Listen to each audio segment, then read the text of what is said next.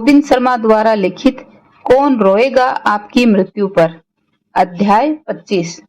अपने धन को आशीर्वाद दीजिए।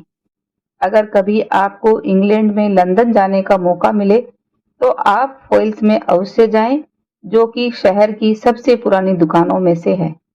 मैंने इस दुकान में धूल से भरी हुई अलमारियों में पड़ी हुई किताबों को देखते हुए जिन रत्नों को ढूंढा है वह शायद दुनिया की किसी भी और दुकान में नहीं मिलेंगे। और मेरे जैसे विद्यार्थी जिसे आत्म उत्थान के साहित्य में रुचि है के लिए साधारणतः दुकान का वह भाग एक चुंबक की तरह काम करता है।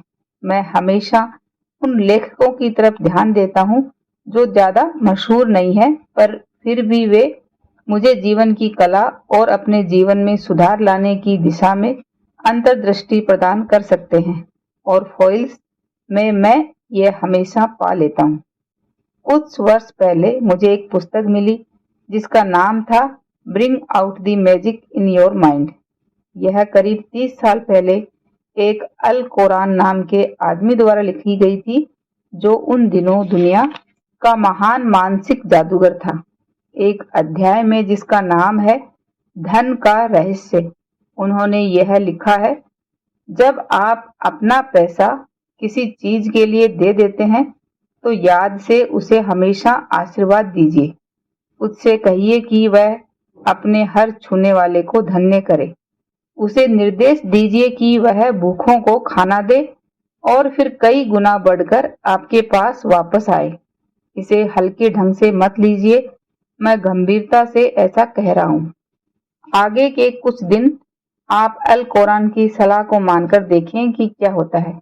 जब आप अपने राशन के सामान के लिए पैसे का भुगतान करते हैं तो चुपचाप सबको धन्यवाद दीजिए जिन्होंने आप तक यह खाना पहुंचाने में मदद की है।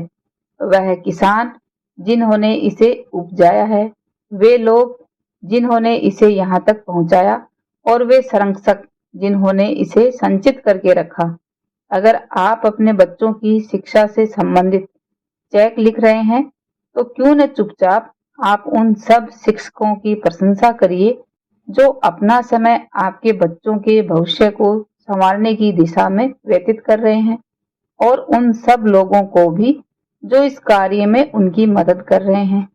जब आप किसी दुकान से कोई पत्रिका खरीदते हैं तो उस इंसान को आशीर्वाद दीजिए जो पूरे दिन काउंटर के पीछे खड़ा रहकर मेहनत करता है, और कामना कीजिए कि यह पैसा उसके जीवन को बेहतर बनाए, जैसा कि यह अखंड सत्य कहता है, जो हाथ देता है वही हाथ बटोरता है। अध्याय 25 की समाप्ति।